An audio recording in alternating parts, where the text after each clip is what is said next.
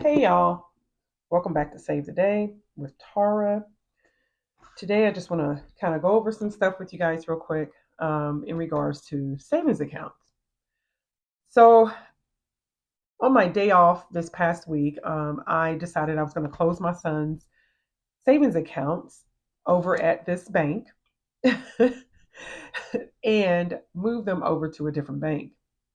I had checked into a high yield savings account at this bank in order to really get any benefits from a high yield savings account at this bank, you have to have at least a $10,000 minimum in the account.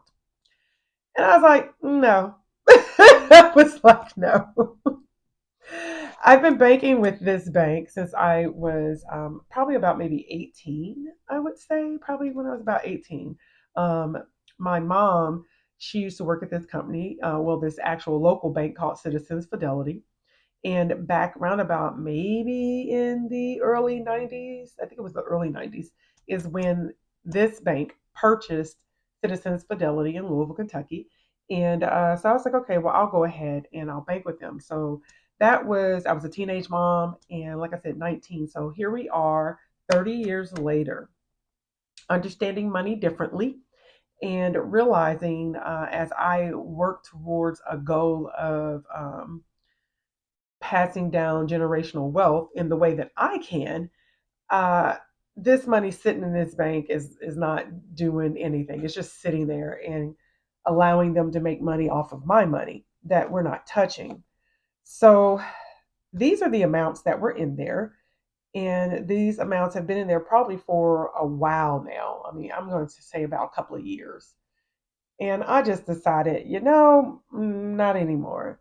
Ever since I did my savings challenge here in 2023 and I was able to save $9,960, I was like, okay, I need to start putting my money to better use.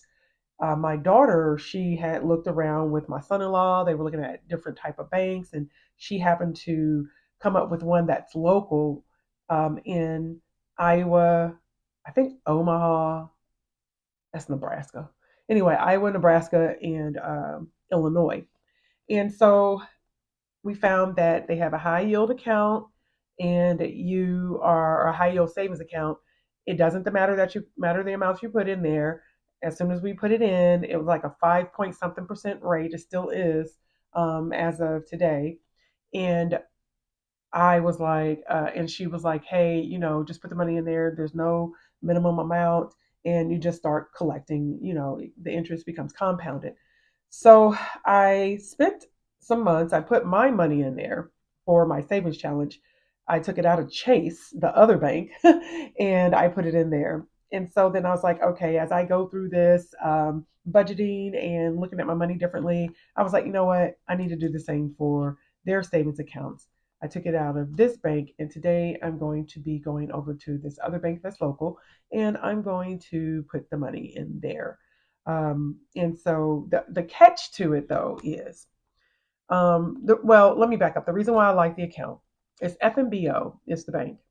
The reason why I like it is because I'm 49. I like brick and mortar. I just do. I like brick and mortar. I like being able to go to the actual bank and see people.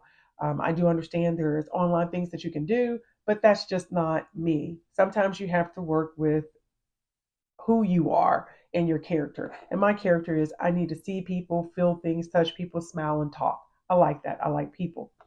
So going to this bank, FNBO, one of the things about their high yield savings that we liked is that because we were doing these savings challenge, this saving challenge over the year, we knew that monthly we were going to be depositing money. If you get a CD, that's a fixed amount. It's there, you can't touch it. My goal is not to touch the money, but my goal is to continuously put into the account on a monthly basis. And so since in 2024, I plan to grow the boys' savings account. I'm like, okay, I need to have the same type of account for these guys as well. And that's just what I decided to do. It allows me to put into the account and it continues to compound along with, or what I put in for that month will continue to compound with the other monies that was already in there. So that was the best choice that I felt was for my to meet my financial needs of what I wanted and what I wanted for them. The amounts that we have in here, as you see, is 342 for R, 339 for B. I'm going to put all this money in here. I stapled it, and I'm not going to open it until I get there because sometimes we get cash in the hand and we do stupid things with it. And this is not my money. This is their money. And I cannot help them achieve a goal for when they graduate, which is the main thing. I want to be able to provide them with a savings account for when they graduate high school. B has 3 more years. Look, I have a long way to go, don't I?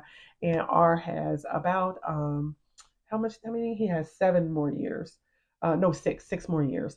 And so it's kind of like, okay, I think he should at least have a decent amount in there. I don't know. I'm just gonna put money in there. But I want to give them a gift of some cash. I don't want to give them a car. I don't want to do none of that. I just want to give them cash at that amount. I hope they do good by it. One of my other daughters, I did the same for her. And actually, I gifted one of my daughters a car. So that was the youngest one. And the oldest one, they got cars. My middle one, I actually gave her money. And I was so happy because she took that money. She bought herself an Apple laptop. That laptop lasted her through college. It lasted her all the way when she went to Korea to work, and it lasted a couple of years until she spilled something on it. So I was very happy for her because that was a good investment for her. A very quality product that got her through probably about maybe about 7 years before because she did that thing. She took that thing to the beach. Who takes a laptop to the beach? Well, nowadays it's probably not uncommon, but back in 2014, it was like what, what? Anywho, no, it wasn't 2014. I no, it was like 2000 and was it 2010 maybe 2010 or 2009. So anywho. So my mission today, it's Saturday, is to as I'm dropping off the money I had allocated out of my expense binder with my bills and stuff, or my actual cash money expense binder. When I go drop that off, I'm going to stop by the other bank and I'm going to deposit this money. I'm going to set up an account for these guys and deposit money in there. So I challenge you, no matter what stage you are in your financial journey, to find a bank like FNBO that has a savings account, a high yield savings account that doesn't have a minimal balance, that allows you to put money into it every month and do this for your children. You can start off with $25. Isn't that great? $25. And you can put just $25 in there every month. You can do it until you're able to actually contribute more, but at least start something that allows you to pass on generational wealth. Generational wealth is not always a business. It is not always multiple homes and things like that. Sometimes it is setting your children up for a different type of future than what you were set up with. Okay.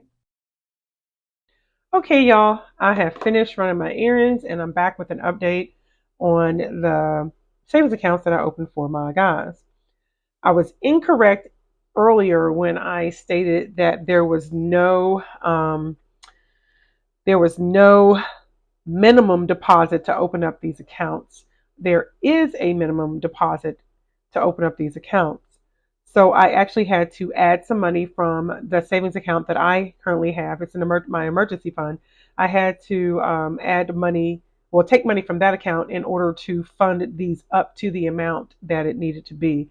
Because if you remember from earlier, the boys, they just didn't have enough. Both of them had under $400 that I had closed out of the prior savings account. But I wanted to show you this. These are the deposit tickets for today. And oh, it's not going to post to the 18th. That's why I didn't see it on there. So these are the deposit tickets for today. When I went in, all I had to have was their social security cards and like I didn't have to have their birth certificate as long as I had their dates, their birth dates. But I just like to be on the up and up. I just know, like I said, I'm older, so you had to have all these documents back in the day. So it's just easier to have them when you go, because you never know. Every bank is different. Okay. So let's kind of go over the guidelines for this account. I'm going to fold this so we can see this a little better. That's why I did a close up on the second half here so we can get a better look at it. Okay. And so I say a guideline, but it's a guide to kind of like what's going on. As I stated, I currently already have for myself, I have a savings account and I also have a checking account with the bank. You have to have, in order to get the flex, called a flex savings. In order to get the flex savings, you have to have the basic savings account with them, or whichever one these have here. And I just had the basic. And that is what does not really require, if you see on here, oops, sorry, that is what does not require a minimum deposit to open. There's no monthly maintenance fee. And because there's none of this, you don't have to, there's no monthly maintenance fee to avoid. It does pay interest. Um, and you get six withdrawals per monthly cycle. Excessive withdrawals, as you see, is a $5 fee, and account closure fee is zero. Okay. So that's not too bad. I do keep money in this account though, because I just don't like to have a zero balance in any account. I don't, it just is odd, but I don't know. We'll figure it out. I may just end up putting 25 and leaving 25 in there and then transferring the rest over into the flex savings that I have. All right. So this is what I was referencing when I said that I feel that this is better. It better meets my needs in regards to the financial goals that I have. And that is to contribute to their account on a monthly basis. And so, because of that, because I'm able to contribute on a monthly basis, that means the money that I do is also going to, however, whatever during the month is going to also um, get interest that is calculated on it as well, which is nicer than just having a CD that is $1,000 CD that you have to have locked for the next 6 months in order to get the interest that you want, or in order to get the interest payment that it offers. So this just allows me to keep adding and accumulating. So let's look at the flex savings and what the flex savings offers. So the minimum deposit to open is 1,000. So I apologize for that. I said there was no minimum, but there actually is. There's $1,000 minimum. The monthly maintenance fee is $25. Now the thing about this monthly maintenance fee, I clarified. As long as there's $1,000 in there, you don't pay the fee. That's great. Okay. So you have to maintain a minimum daily balance of $1,000 or more. Okay. It does pay interest. Okay. You get a maximum of two withdrawals per monthly cycle. Now, as you see, the fee's a little steeper here if you make excessive withdrawals. That's $25. And to close this account in a rate lock period, that means, if you close this account in that 6 month period, because it kind of does work like a CD, then you have to pay $125. So that's your penalty. Okay. So I was like, that's not bad. I was like, that's not bad. It allows me to put this money into the account, have it accumulate interest, and I'm able to also contribute on a monthly basis and not be penalized, not have to close or not have to, yeah, close anything out and then reopen another CD or something like that, or have to have multiple CDs. I don't have to do that. Now, I'm pretty sure there's a different way that this can be done. However, this is the way that I'm going to do it, and I just want to show you. And so here's some other things that are supposed to be benefits of the account, but I'm not using this account for anything. I will not be using this account for any specific activity because I have my expense account, you know. But these are some benefits in case you were looking at, hey, I have one of these banks near me. I think this is cool. I guess I can look into it. So, of course, your cash withdrawals are free, transfers, balance inquiries, all that's free. That should be free anyway. You get the ATM card and replacement, it's free. Um, Bank logo checks, I guess that was if they gave you checks, doesn't apply there. So your statements, paper online, that's free. Go paperless. All right. Online banking and alerts, free. I mean, mobile banking, free. I don't like their mobile app. I think their mobile app is, to me, difficult to navigate. Um, I just pull it up on my phone via the, what do you call that? Via the internet, the little internet icon, and I go on it from there, and I'm fine. I don't think you're able to do transfers from one account to another anyway, unless you actually physically go into the bank, which is another great stopgap for us who have spending issues. If you have to physically go in because y'all, we don't gotten lazy, we don't want to go nowhere. So that'll stop me anytime I got to get up and go get something. I'm good. I'll just have to do it out. Okay, so anyway, mobile banking, stop payments are free. That's nice. Foreign check item processing, free. Photocopies of check, it doesn't apply to that. You know, you got free research, statement reconciliation, cashier checks, and oh, that's nice. Free cashier checks. That's really nice because I don't think people understand how much they possibly do utilize cashier checks. For Chase, my Chase account, you have to have a certain balance in order to get free cashier checks, or you have to have a certain type of account. Like, say, you have your mortgage with them and it's an automatic debit out of the account. So, something like that. Whereas this just being free because you have an account with them, that's great. And a dormant account is free. That means I guess there's no movement on it. So, all right, so now let's go over here to the back side and let's see what else there is. All right. So wire transfer, incoming's free, outgoing domestic's 15, foreign is 25, and outgoing foreign is 35. Well, outgoing foreign funds 25, U.S. funds is 35. So it makes me wonder, and I didn't ask this because, like I said, I won't. This account really is not to be active. It's just mainly a separate account, different bank, and it's for the savings. But I wonder if they consider the transfer. Sometimes I do transfers from one bank to another. If they consider those wire transfers, or if they just consider those bank to bank transfers. I'll have to clarify this for myself.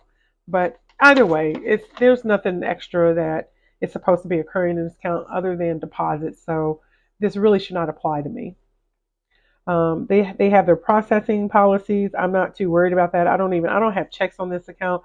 I don't have a card for this account. The only way I'm able to do anything with this account is I have to physically walk into the bank, make deposits, make withdrawals. I do stuff like that on purpose so I don't have ease access to the money. Once again, when you're trying to curtail your spending and you know you're going to spend your money on any and everything, it's just best to make it hard for you to have access to your money. But I don't want a CD. So, and this just talks about the funds availability and then how to do a dispute. So, I think that's a pretty decent breakdown, a nice little simple account. And so, what you want to know is what you guys probably want to know right now is like, well, okay, Tar, that's all fine, but what was the percentage rate you got? I totally understand.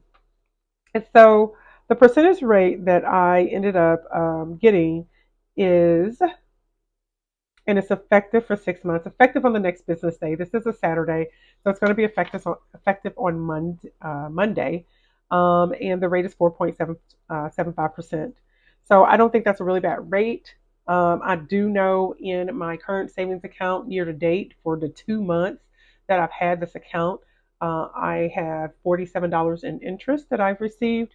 I know the balance is a little bigger, but that's still not bad.